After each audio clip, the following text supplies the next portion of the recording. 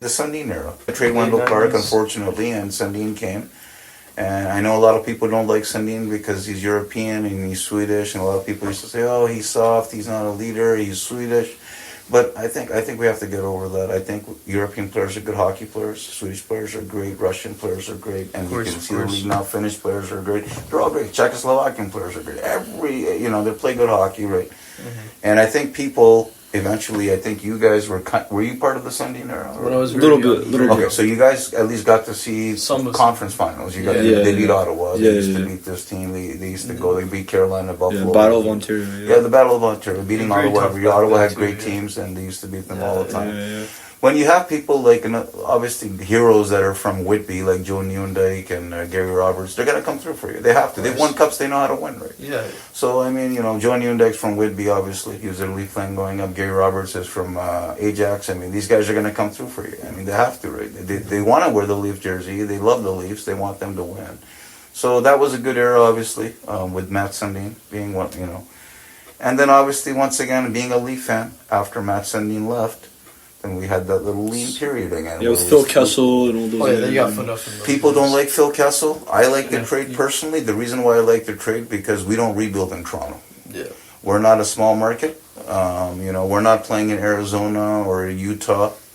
You guys are good people. Nothing wrong with you, right? I mean, you guys are good people, right? But Toronto doesn't rebuild. No, because we have season tickets sold for the next 20 years. So, like, if you want to go watch a Leaf game today, you have to scalp tickets, or you have to go through StubHub, or you have to go through a different. You can't buy tickets at the box office. Yeah. You can't, because the reason is that's how many Leaf fans we have. Yes. All over the world, right? Now, if you go to a different city, they're great cities. Once again, if I go to Pittsburgh and I want to go watch a game, I can go get a ticket at the box office same night. Yeah, it's not sold out, right? I can go watch Crosby and Malkin play, which is great. They're great hockey players. Unless it's a Leafs game.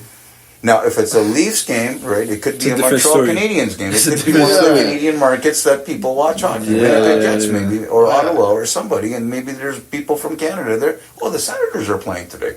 In Pittsburgh, we're in Pittsburgh. Let's go watch a hockey game. Yeah. There you go. You know what I mean? Now, they might fill the building.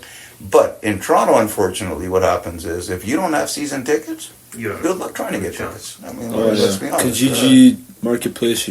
Yeah, unless you know somebody, they might give you tickets. Hey, you're a good guy named Uncle. You know what? Here's a few tickets. Go take your kids to the game. You know what I mean? Yeah. Somebody that has season tickets for 15, 20 years. Okay, but other than that, right?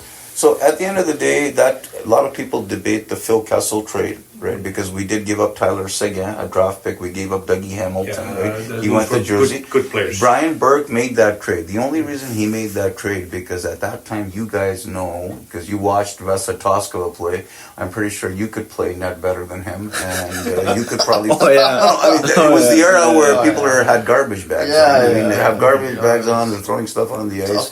So Brian Burke, as a president of operations at the time, said, "This is the Toronto Maple Leafs.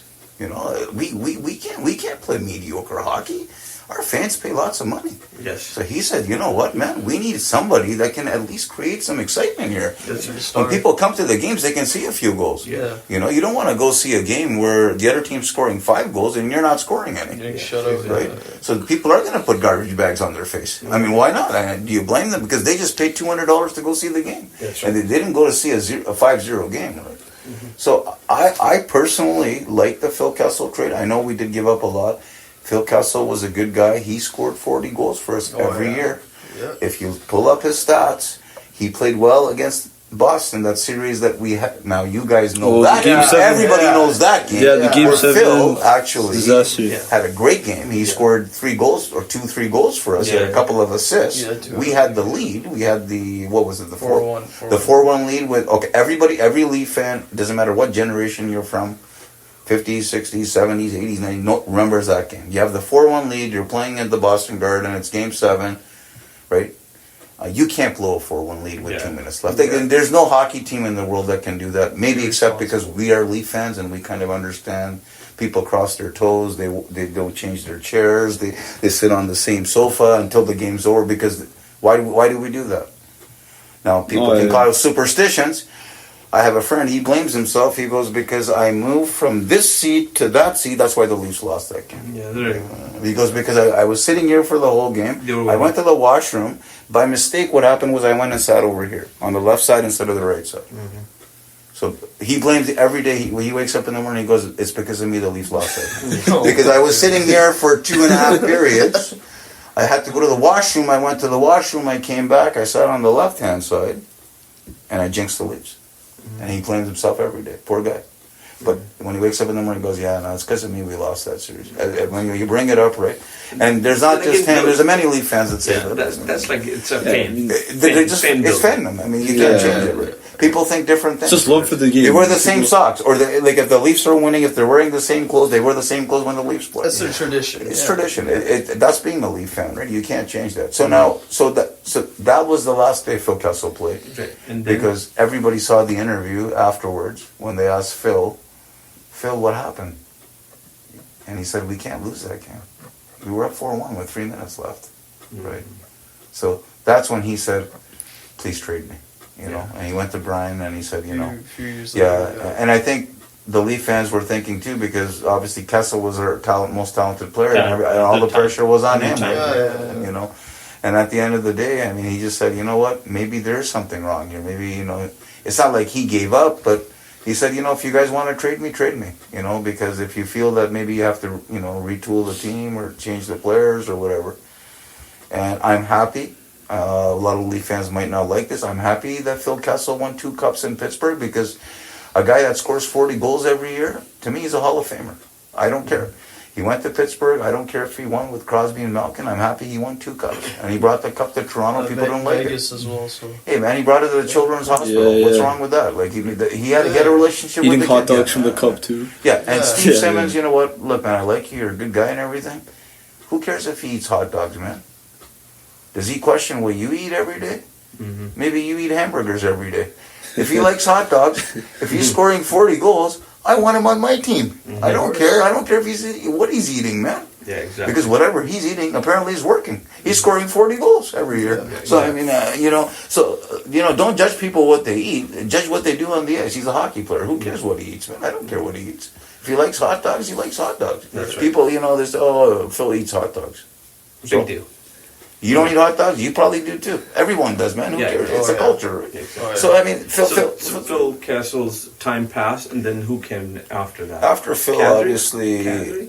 Kadri was there. He was part of the So team. Kadri- Riley was there. Kadri. Then after that, then they rebuild the team Yeah. with Kadri around Yes. us, and then he did play. Kadri played great for us. Yeah, I always say that Nazem Kadri, at the end of the day, he's the type of player that you need to win. Yes. When it comes to the playoffs, he's the type of guy that he will go in the corners, he will battle for pucks, Of course. you know, Yeah, he he might does get all the into a fight grinding. with somebody, he might Yeah, slash he's just somebody. aggressive, you know. You need that aggressive player on your Yeah, team. you know? can't have everybody as the same players. Yeah. You can't have all goal scorers. I think everybody can agree. Let's look at the Florida Panthers last year. They have 4 lines. gritty right? team. So they have one. Weird team. They have one team, one line, which is all scoring. Like Yeah. people like Kachuk, Yeah. people like what's his name, Barkov, Barkov, right? Sam Reinhardt. Reinhardt. Sam Reinhardt scores 40, 50 goals every year, right? You know, he's Reinhardt's son, and then they have people like Sam Bennett, Yeah. who basically go and they check you closely. Their job's not to score any goals. It's just to make sure you don't score any goals. So you need players like that can follow people around, right?